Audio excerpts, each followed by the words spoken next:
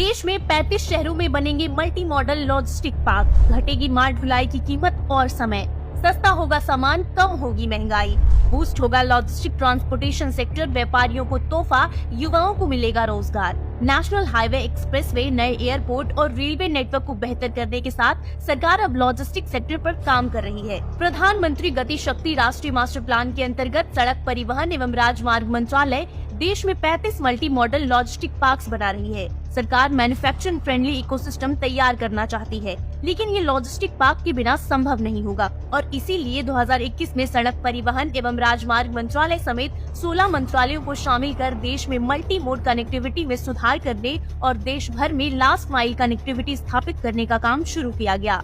देश में इंडस्ट्री को अधिक प्रभावी और लचीला बनाने के उद्देश्य से 2022 में राष्ट्रीय लॉजिस्टिक्स पॉलिसी शुरू की गई। इसके तहत देश में 35 मल्टी मॉडल लॉजिस्टिक पार्क बनाने का टारगेट रखा गया।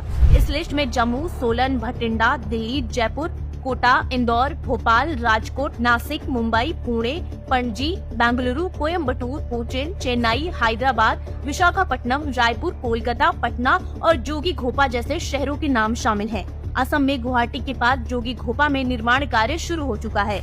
चेन्नई के लिए बिड बुलाई गई है। इंदौर, नागपुर समेत 4 जगहों पर अंडर इम्प्लीमेंटेशन है। मुंबई, हैदराबाद, विशाखापट्टनम समेत 6 लोकेशन के लिए DPR तैयार हो रही है। बाकी 24 जगहों के लिए प्री फिजिबिलिटी स्टडी का काम चल रहा है।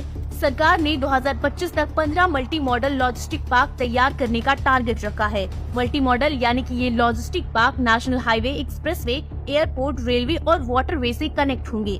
इससे पार्क में बड़े पैमाने पर वाहनों की आवाजाही हो पाएगी और व्यापारी अपना माल देश के किसी भी कोने में बड़ी आसानी से पहुंचा पाएंगे।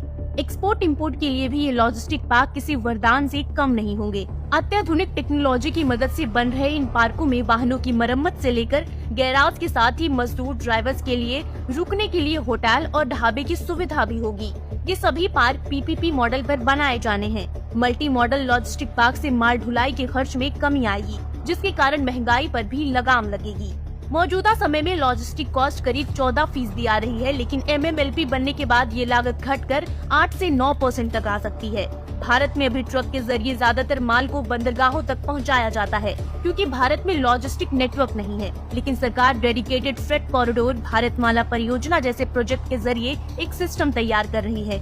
भारत के 9 राज्यों में ही बंदरगाह है, लेकिन इंडस्ट्री अंदर के राज्यों में है। ऐसे में 35 मल्टी मॉडल लॉजिस्टिक पार्क के जरिए माल जल्दी से मंजिल तक पहुंचेगा।